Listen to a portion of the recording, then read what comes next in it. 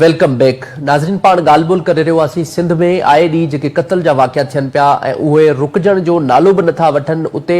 सवाल इहो आहे त पुलिस जी जेका कारकर्दगी आहे उहा सवालिया निशान आहे ऐं उनखां अलावा जेका कानून जी हुकुमरानी आहे उहा न हुजण जे करे आहे जंहिंजे करे आए ॾींहुं माण्हुनि खे को कानून जो ख़ौफ़ नाहे माण्हुनि खे को कानून जो भउ नाहे जंहिंजे करे आए ॾींहुं अहिड़े क़िस्म जा पाण हादसा ॾिसूं पिया ऐं जीअं पाण ब्रेक खां पहिरियां ॻाल्हि ॿोल कई गाजी खोवड़ में जेको हिकिड़ो हादसो पेश आयो जंहिंजे नतीजे में हिकिड़ो उमेर उबाब चांडू साहिबा जो जेको वेझो माइट आहे उहो क़त्ल थी वियो ऐं ॿिए तरफ़ प्रियालो में जेके आहिनि त ॿिनि धुरियुनि विच में तकरार हुयो उन तकरार जे दौरान जेके आहिनि त 5 माण्हू जेके आहिनि ग़ालिबन क़त्ल थी विया आहिनि ऐं अञा बि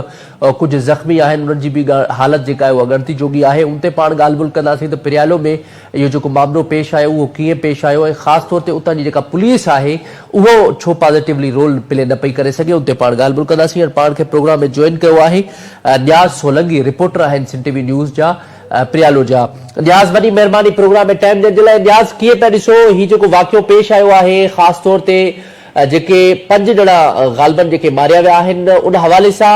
इहो ॿुधाइजो इहो तकरार केतिरे अरसे खां इहो तकरार हलंदड़ हुयो ऐं कहिड़नि बिरादरियुनि विच में इहो झेड़ो थियो आहे जंहिंजे नतीजे में 5 ॼणा जेके आहिनि मारिजी चुका आहिनि मां ॿुधाईंदो हलां त हीउ काफ़ी अर्से खां पुराणो तकरार आहे संगाह जी तकरार आहे जंहिंमें फैज़न बिंडो थाणे जी हद आहे ऐं फैज़न बिंडो कचो बि आहे जिते नाराजा बिरादरी जे ॿिनि बिरादरी विच में जेको संगाई तकरार आहे जेको झेड़ो पेश आयो आहे उन दौरे दौरान जेको अथव हिक दौर जा जेको फतेहमंद नारे जो राजा नारे जो क़त्ल थी विया आहिनि ॿिए दौर में मोहम्मद ईदन ऐं फोराग नारे जो क़त्ल थी वियो आहे अहिड़ो ॿुधाईंदा वञनि त 2 औरतूं पिणु क़त्ल थी चुकियूं आहिनि इहो मां तव्हांखे ॿुधाईंदो हलां त हीउ फैज़न बिंडो जेको कचे वारो इलाइक़ो आहे असांजो हिकिड़ो इलाइक़े जे हिसाब सां अमन मान जे हिसाब सां तमामु हिकिड़ो इन जो रिज़ल्ट ख़राब निकितल आहे IG साहिब जेको नोटिस वरितल हुयो त धारियल हथियार फिटी अथनि पर उनजे बावजूद बि धारियलनि पंहिंजो हथियार त फिटी कया पर पुठियों जेको ॿिज छटियल हुयो जेके हथियार जेका पेश न कया विया अॼु जेको वाक़ियो आयो आहे पेश जिन हथियारनि जा मुंहुं खोलिया विया ऐं हर तरफ़ जेको आहे इहो ॼण हिकिड़ो खुला रेज लॻी पई आहे हींअर बि जेको आहे इलाइक़ो जेको जंग जो मैदान लॻो पियो आहे पर पुलिस जी जेकी कारकर्दगी आहे ख़ासि करे असांजे SSP खैरपुर जी जेको आहे उहा नफ़री न पइजी सघिया ऐं लाश अञा हुते पिया आहिनि जेके पूरे पंहिंजे घरनि ते मौजूदु थी विया आहिनि मोर्चा बंदि थी विया आहिनि ऐं इलाइक़े में जेको आहे त ख़ौफ़ हैरास आहे ऐं असांजो इलाइक़ो जेको फैज़न बिंडो जो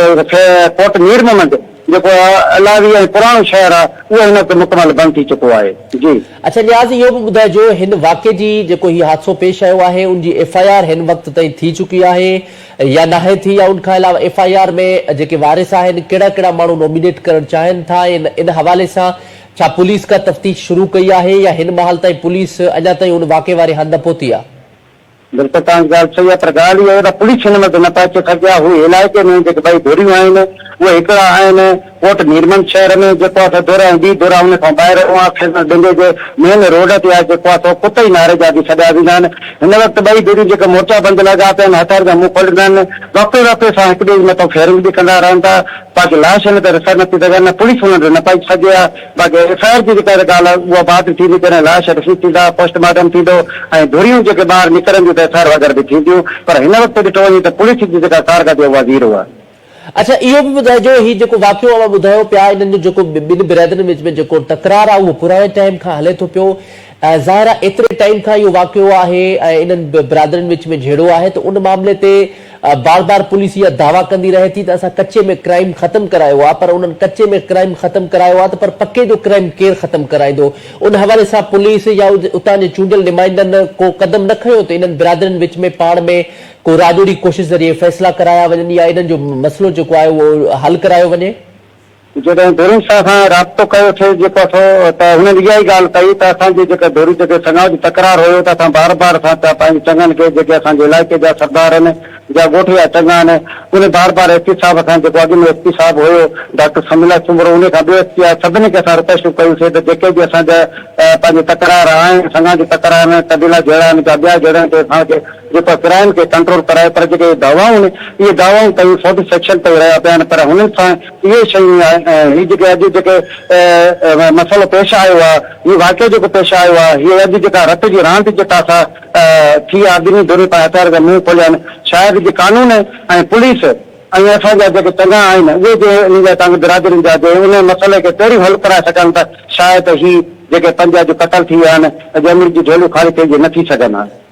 अच्छा, हींअर असां फुटेजिस पे ॾिसूं था पिया, इहे फुटेजिस मां इहो वाज़े लॻे पियो त जेके हिन महल ताईं जेके लाश आहिनि उहे उते मौजूदु आहिनि ऐं ख़ासि तौर ते हिकिड़ो अफ़सोसनाक वाक़ियो आहे, हिकिड़ी एॾी वॾी खूनरेज़ी थिए पई पिरियालो जहिड़े शहर में, उन हवाले सां जेके उतां जा लोकल माण्हू आहिनि या उन हवाले सां हिन महिल ताईं पुलिस त खणी न पहुती आहे बकुल तव्हांजे, पर उन खां अलावा बि हे जेको अञा ताईं झगड़ो हले थो पियो जहिड़ो, उन जहिड़े पुठियां छा अञा बि ख़दशो आहे, बरक़रार आहे त अॻिते बि जहिड़ो थी सघे थो या लाश हू खणण न पिया ॾियनि? वजह छा आहे जो हिन महिल ताईं पुलिस न पहुची सघी आहे?